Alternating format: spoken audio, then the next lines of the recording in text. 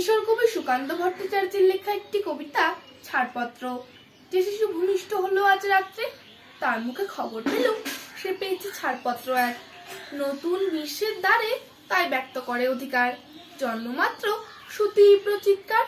খর্বদেহ নিঃসহায়, তবু তার মুষ্টিবদ্ধ হাত উত্তোলিত উদ্ভাসিত কি এক দুর্বোধ্য প্রতিজ্ঞায়। সে ভাষা বোঝে না কেউ, কেউ হাসে, কেউ করে মৃত্যু তিরস্কার।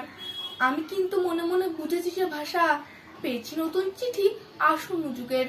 পরিচয়পত্র পড়ি ভূমিষ্ঠ শিশুর, অস্পষ্ট কুয়াশায় ভরা চোখে।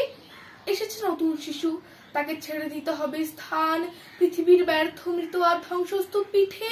চলে যেতে হবে আমাদের, চলে যাব, তবু আর যতক্ষণ দেহে আছে প্রাণ, প্রাণপণে পৃথিবীর সরব জঞ্জাল।